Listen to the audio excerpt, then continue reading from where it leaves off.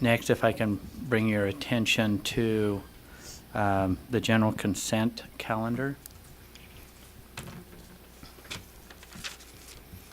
At this time, I'd like to ask board members if they wish to remove anything from the general consent calendar. Board member Lisa Cummins. Can I get 4.6 removed?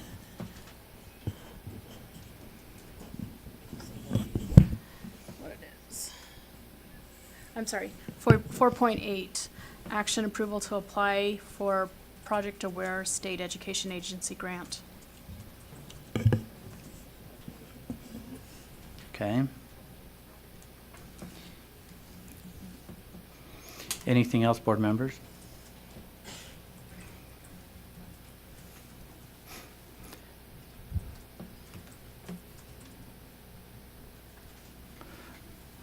Board member Hanson? Can I make a motion to approve the general consent calendar with that item removed, 4.8 removed? Yes. Could we have a motion to approve our general consent calendar with the exception of 4.8, which is removed? Do we have a second? Second. Lots of seconds. Any discussion? Seeing none, let's vote. All in favor say aye. Aye. Those opposed? Voting is unanimous.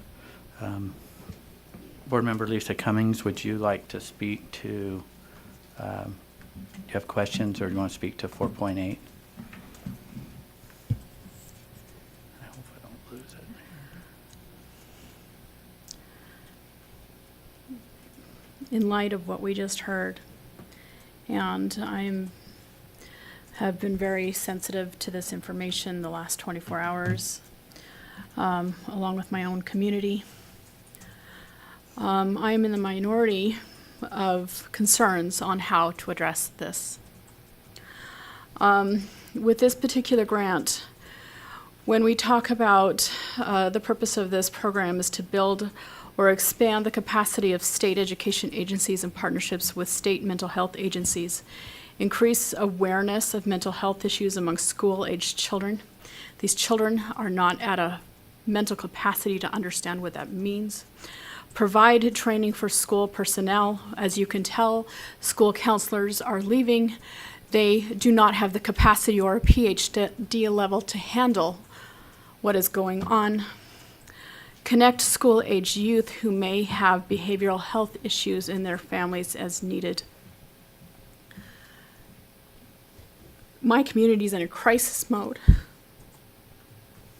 And everybody is in a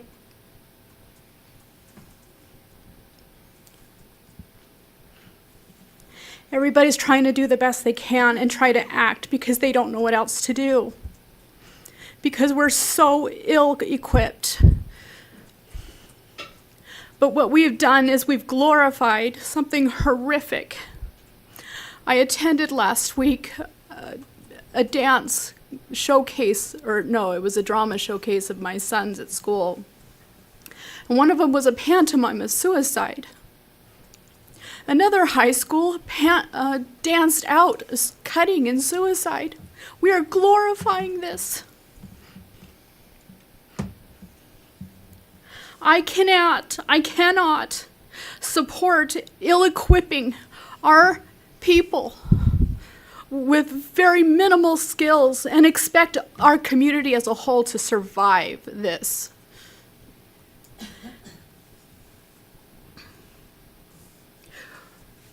Where are the communities of pastors and preachers and religious organizations? Where are the organizations of parents who need to step up and accept accountability and responsibility? We are overworking our children, overstressing them, getting them into every darn school activity that we think they need to succeed to get into college and career readiness. We are over-testing our students. I am not sure that I don't know the intricacies of this grant and what they plan to detail and how they plan to succeed. So just giving a grant is, I'd like more answers.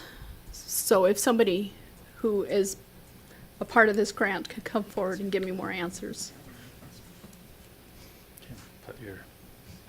So we'll invite Patty up and the superintendent. But, oop, did I turn?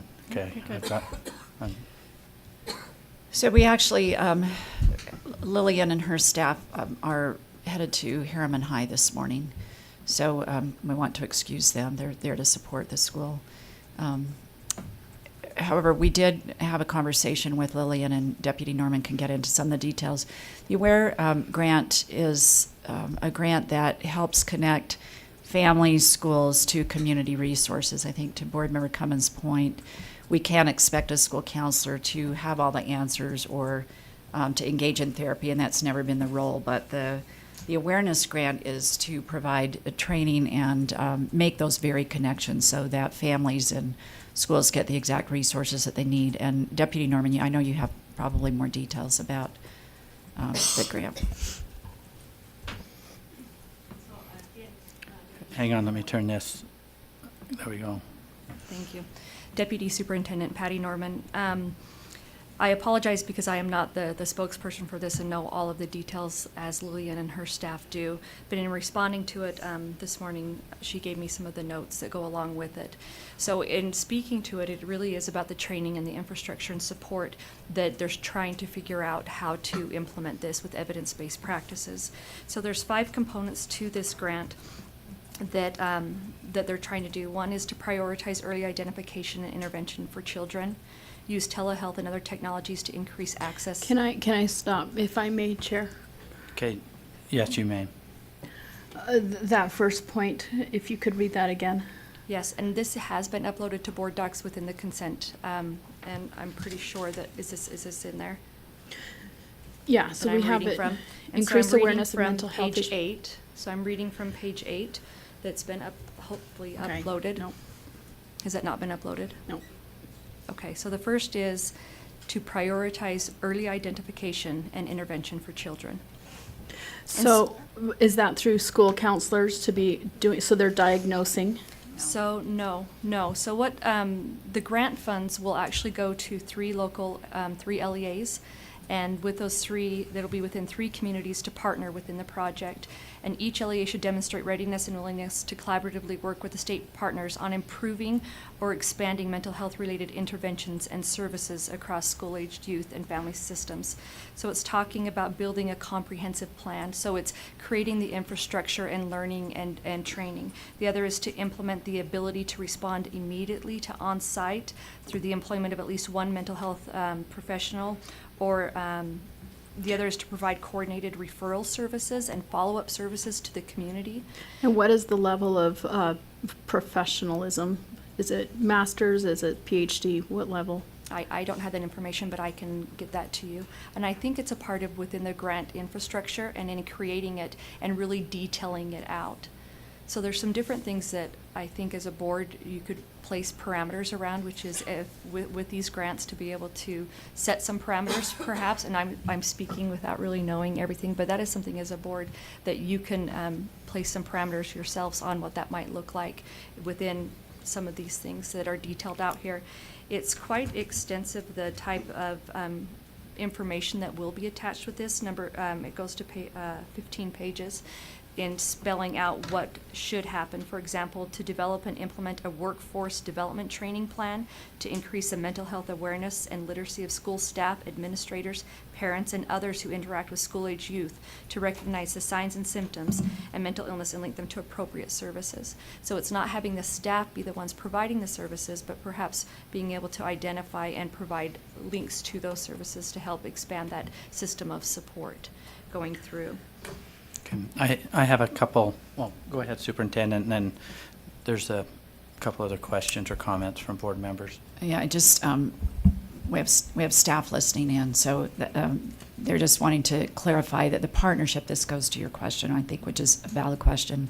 The partnership would be with the Division of Mental Health, and they are those who and substance abuse. So they have the credentials and the expertise. It would not be about trying to then make sure that the counselors have the expertise, but the awareness to know then when to refer and to work directly with experts. Okay. Board Member Reby? I think this grant aligns with our priorities. We have all been hearing about how our schools are, and there is a tremendous need for help. I'm not saying that this grant is going to be perfect, but if we have 3 LEAs that are going to do something and try to figure it out and work hard with partnerships in our communities, I think this is a great opportunity. This is all hands on deck. Everyone in our community should be involved and everybody should be educated. I have a cousin who struggled with mental illness and her own mom won't talk to me about it. How sad is it that we have this cloak over it and we can't talk about the problems that our kids are having? We need people to start talking about what's going on and how to help them. If this is going to start the conversation, we need that conversation to start. We need to figure out where we can do better. This is our children. I would give any amount of money to bring back a friend of mine who committed suicide. So please, let's start this conversation. Let's try something. Okay. Vice Chair Brittany Cummins. I'd like to make a motion and then speak to that motion, if that's okay. You bet. I move that we approve the forward motion of this grant application for Project Aware. Okay, we have a motion and a second. Will you speak to the motion, please? Yes. I think we've heard a lot already about the different sides of this conversation, and I think this is one of those opportunities that is completely appropriate at the State Board of Education level, where we begin those partnerships and then we create the capacity at the LEA level. And it begins, as Board Member Reby said, it begins that conversation of what can we do and how can we move forward and what are those. We don't have the answers yet, and we heard that from a parent today. We don't know, but we can begin the process of learning. We can begin the process of expanding, and we can begin the process of movement and helping the students in our state. And I also want to recognize that this is not unique to the students in our state. That suicide is a community issue, and that we at all age levels are struggling with this. So. Okay, we have a motion 4.2 approve off of our consent calendar, 4.8 to approve Project Aware. It's been seconded. There's discussion to the motion. Board Member Warner. I just want to echo my support for this. We need to do something, and if this is training people, I believe it's based off of the state's suicide prevention plan to reduce suicides by 10% by so many years, and continue reducing it. Just to let Board Member Lisa Cummins know, I believe the majority of the people that are involved are LCSWs or MSWs that would be doing the training. And I agree with your concerns that we need to make sure that people are properly trained, but there are people that are trained, that deal with this on a regular basis, and to have the discussion and have our staffs around the state trained is critical, because we're continuing to see this. I'm averaging 2 death notifications a week in Cache Valley right now with suicides. And I think that we have a serious problem, and talking about it is gone. Acting on it is what we need to do. And if we can train some of our educators, our paraprofessionals, and those in the schools to recognize the signs and to know where to go for help, I think that we will be able to implement the state's plan to reduce suicides by 2021. Thanks. Vice Chair Ellis. Thank you. I think that This issue has touched everyone.